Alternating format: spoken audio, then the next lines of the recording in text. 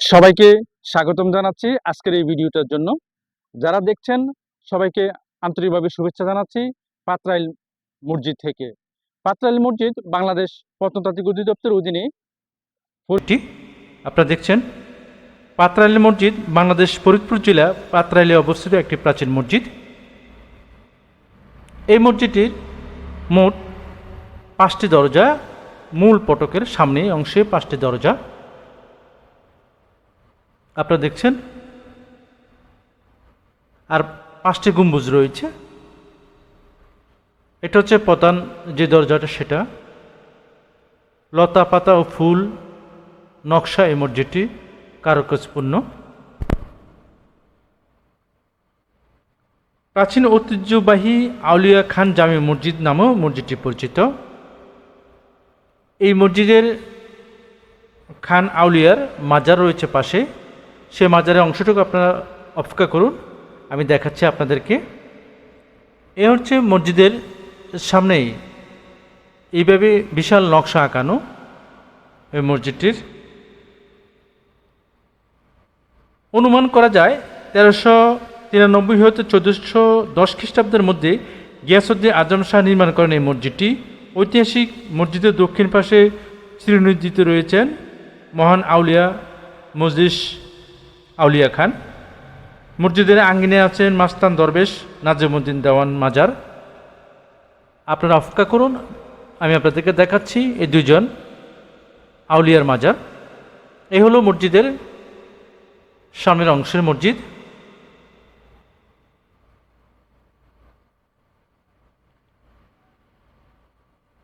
এলাকার প্রজাদের পানির জলের সমস্যা নিরসনের জন্য ইবাদতের জন্য মসজিদের পাশেই 32.15 একর জমির উপর একটি দিঘি রয়েছে। বর্তমানে ভাঙ্গা উপজেলার পাত্রাইল দিঘির পার আউলিয়া মসজিদ নামেও এই মসজিদটা অনেক পরিচিত, অনেকে চেনে। এই মসজিদটা আপনারা যাওয়ার জন্য ঢাকা থেকে সহজ উপায় হচ্ছে ভাঙ্গা থেকেই পাত্রাইল আপনারা যেতে পারবেন। মসজিদের পশ্চিম অংশে এই হচ্ছে মেহরাবের অংশ আপনারা দেখছেন।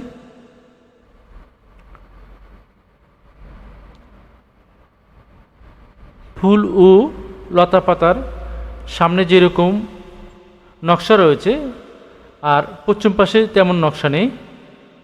এটা হচ্ছে মসজিদের পশ্চিমাংশের অংশ। মসজিদের ভিতরের অংশ নকশা রয়েছে, আমি আপনাদেরকে দেখাবো, অপেক্ষা থাকেন। এ হচ্ছে মসজিদের চার কোণা এরকম মিনার আকৃতি রয়েছে।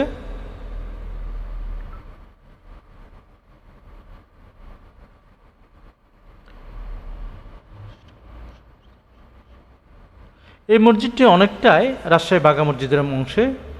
এ হচ্ছে ভিতরের অংশ মসজিদটির। এই যে গম্বুজ বিশিষ্ট, এই গম্বুজগুলো এরকম আকৃতি। চলুন ভিতরে যাই, ভিতরে প্রবেশ করি আপনাদেরকে নিয়ে। এ হচ্ছে মসজিদের ভিতরের অংশ।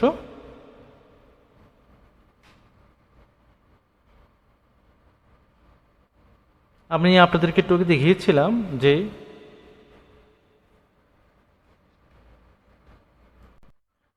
এ হচ্ছে ভিতরের দক্ষিণ পাশের অংশ। এটা হচ্ছে মেহরাব অংশ। মেহরাবের পাশের আরেকটি মেহরাব রয়েছে, মূল মেহরাবের পাশের একটা মেহরাব রয়েছে, সেটা হচ্ছে মূল মেহরাবের পাশের অংশটুকু আপনারা দেখছেন। মেহরাব মোট 3টে এখানে রয়েছে, প্রধান মেহরাব, ডানে একটা, বামে একটা, মোট 3টে মেহরাব রয়েছে। তবে বাংলাদেশ যে বাঘা মসজিদ রয়েছে ঐতিহ্যবাহী, তার আদলে অনেকটা, এটা হচ্ছে মূল মেহরাবটা আপনারা দেখছেন। বাঘা মসজিদ নিয়েও আমার একটা ভিডিও রয়েছে, আশা করি ওই ভিডিওটা দেখলে তুলনামূলকভাবে বুঝতে পারবেন এই মসজিদটার কারুকাজ কীরকম আর ওই মসজিদটার কারুকাজ কীরকম। এটা হচ্ছে মূল মেহরাবের অংশ, ফুল এবং লতাপাতা কারুকাজ সম্পূর্ণ এই মেহরাবটি দেখছেন।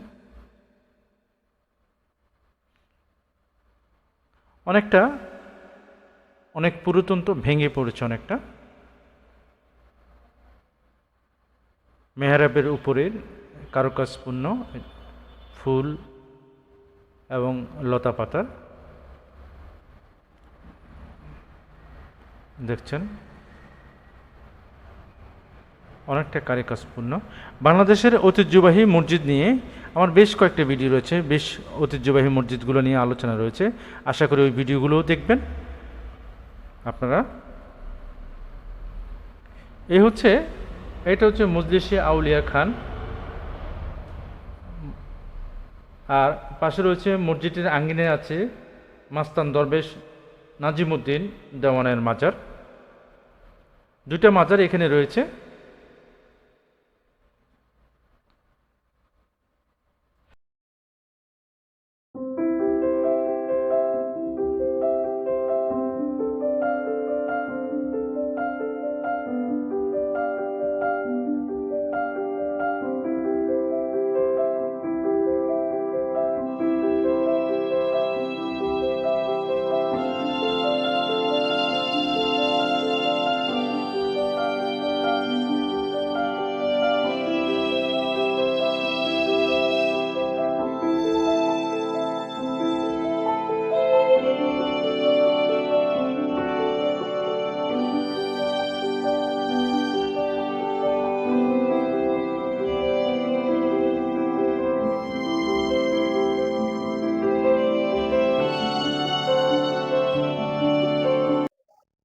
সবাইকে স্বাগতম জানাচ্ছি। আজকের এই ভিডিওটা থাকছে পল্লী কবি জসীমউদ্দিনের বাড়িকে কেন্দ্র করে, তার প্রত্যেক বাড়ি বা প্রত্যেক ভিটা এটাতে আজকে আমি দেখাবো। আমার এই ভিডিওটা যদি ইউটিউব চ্যানেলে দেখে থাকেন অবশ্যই সাবস্ক্রাইব করে রাখবেন, আর ফেসবুকে দেখলে অবশ্যই ফলো দিয়ে রাখবেন। চলুন দেখাই পল্লী কবি জসীমউদ্দিনের বাড়ি বা ভিটা, প্রত্যেক বাড়ি যেটা।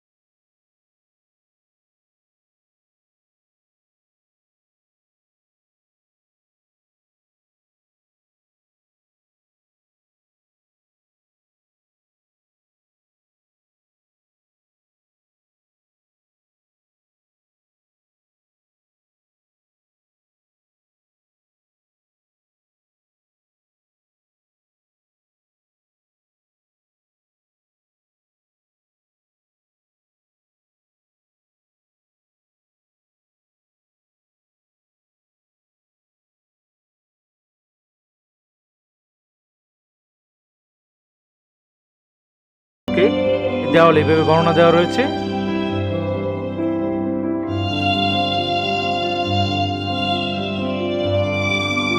মোট টিনের 4টি ঘর রয়েছে এখানে। তার ভাই এর সম্পর্কে বর্ণনা রয়েছে। মধুমালা বাসভবন নামে পরিচিত। পল্লী কবি জসীমউদ্দিনের বিভিন্ন বাণী, তার কবিতার পুরো বাড়িতেই এভাবে দেওয়া রয়েছে।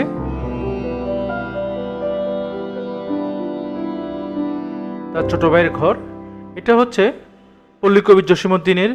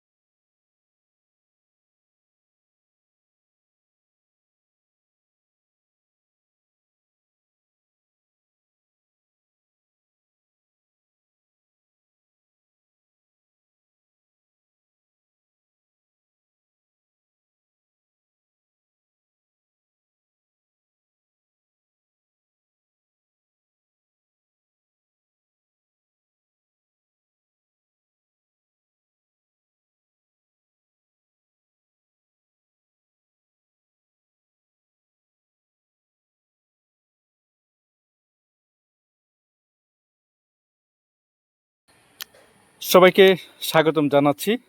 আজকে আসি মিথুরাম দেউর নামে পরিচিত বাংলাদেশ প্রত্নতাত্ত্বিক অধিদপ্তরের অধীনে যে স্থাপনাটা রয়েছে এটাতে। চলুন দেখাই এবং আলোচনা করা যাক। আমার সাথে থাকুন। আর আমার যদি ফেসবুক পেজে দেখে থাকেন তাহলে ফলো দিয়ে রাখবেন, যাতে এরকম ভিডিও আরও পেতে পারেন। আর যদি ইউটিউবের চ্যানেলে দেখে থাকেন তাহলে সাবস্ক্রাইব করে রাখবেন, যাতে এরকম ভিডিও আরও দেখতে পারেন। চলুন দেখাই আপনাদেরকে মিথুরাম দেউর নামে পরিচিত যে মিথুরাম দেউর বা মঠ নামে যে পরিচিত সেই প্রত্নতাত্ত্বিক নিদর্শনটি। মথুরামপুর গ্রামে অবস্থিত এই মথুরামপুর দেওর আপনারা দেখছেন। চলুন ভিতরে যাওয়া যাক। মূল ফটকের পাশেই মিথুরামপুর দেউরের সংস্কার ও সৌন্দর্য বর্ধনের কাজ নির্মাণের ফটক রয়েছে। এ হচ্ছে খোলা মাঠ। মিথুরামপুর সম্পর্কে বিস্তারিত বর্ণনা পর্যটকদের জন্য আকর্ষণীয় করার জন্য এভাবে দেওয়া থাকে, সব জায়গায় দেওয়া থাকে মোটামুটি। এই যে কোনো নির্দেশনার পাশে এরকম এখানেও ব্যতিক্রম ঘটনাই রয়েছে, আপনারা দেখতে পাচ্ছেন। মঠটি ঢাকা খুলনা মহাসড়কের মধুখালী বাজার থেকে মাত্র 2 কিলোমিটার দূরে চন্দ্রা নদীর তীরে অবস্থিত। টেরাকোটার দৃষ্টিনন্দন ও শৈল্পিক কারুকাজ মণ্ডিত 12 কোণা বিশিষ্ট এই মথুরামপুর দেওর আপনারা দেখছেন। এই দেওরটি প্রায় 80 ফুট উচ্চতা। এই মঠটি মঠ নামে পরিচিত। 2টি প্রবেশদ্বার রয়েছে। এই আপনারা দেখছেন, এটা প্রথম প্রবেশদ্বার, যেটা ঢুকলেই পাওয়া যায়। এটা হলো প্রবেশদ্বার। প্রধান প্রবেশদ্বারটা তালাবদ্ধ রয়েছে। দ্বিতীয় আরেকটা প্রবেশদ্বার রয়েছে, সেটা আমি আপনাদেরকে দেখাবো। থাকেন আমার সাথে, দেখতে থাকেন, আমি দেখাবো আপনাদের। এবং ভিতরেও ঢুকবো, ভিতরেও দেখাবো আপনাদেরকে। আমার সাথে থাকুন। এছাড়া এটা হচ্ছে 12 কোণা বিশিষ্ট। এটা প্রায় 80 ফুট উচ্চতা রয়েছে। এটা আমি যে পাশটা রয়েছে এখন হচ্ছে পশ্চিম পাশটায়।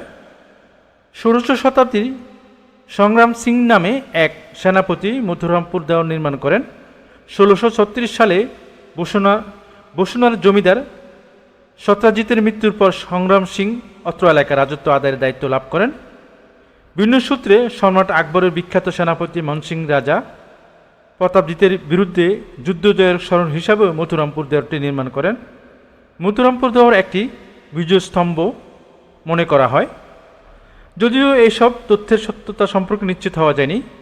2014 সালে মথুরামপুর দেওয়ারটি বাংলাদেশ প্রত্নতাত্ত্বিক অধিদপ্তরের নিয়ন্ত্রণে আসে এবং রক্ষণাবেক্ষণ বর্তমান করে থাকেন।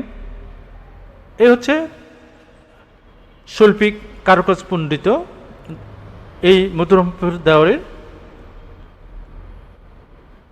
উত্তর পাশের অংশটুকু। এখানেও এরকম একটা দরজা আকৃতি রয়েছে, তবে এটা দরজা নয়। আমি আপনাদেরকে আরও পরে দেখাচ্ছি দরজাটা। আমার সাথে থাকুন, আমি দেখাচ্ছি। বাংলাদেশ প্রত্নতাত্ত্বিক অধিদপ্তর এবং বাংলাদেশের ঐতিহ্যবাহী স্থানগুলো সম্পর্কে দেখতে থাকলে আমার সাথে থাকুন। আমার এই ইউটিউব চ্যানেলটাকে সাবস্ক্রাইব করে রাখবেন। আপনারা দেখছেন, এটা হচ্ছে এই মঠের পূর্ব পাশের একটি দরজা। আমি আপনাদেরকে দেখিয়েছি, এটা আরেকটা দরজা দেখছেন আপনারা। চলুন ভিতরে প্রবেশ করি, দেখতে পাবেন ভিতরের অবস্থা। এই মঠটার ভিতরের অংশটুকু, এ হচ্ছে ভিতরের অংশ, খুবই অন্ধকার। এ হচ্ছে ভিতরের অংশ, আপনারা দেখছেন কিছু নেই, শূন্যতা। 12 কোণা বিশিষ্ট এই মঠটি। এটা একটা দরজা, আর আমি যে প্রবেশ করছি এই একটা দরজা, আর কোনো দরজা নেই। ছোট ছোট আকার এখানে রয়েছে, এরকম আকৃতি। সম্ভবত এটা তাক সিস্টেম, যা আগুন জ্বালানো করতে। এটা হচ্ছে উপরের অংশটুকু অন্ধকার, দেখা যাচ্ছে না কিছুই। ত্রিকোণ আকৃতি, এটা উপরটা অনেকটা এরকম। আমার এই ভিডিওটা আপনারা দেখছেন, এটার ভিতরে দেউরের ভিতরে অংশটুকু। তো ভালো থাকবেন, পরবর্তী ভিডিওতে দেখা হবে, কথা হবে। আশা করি দেখবেন পরবর্তী ভিডিও।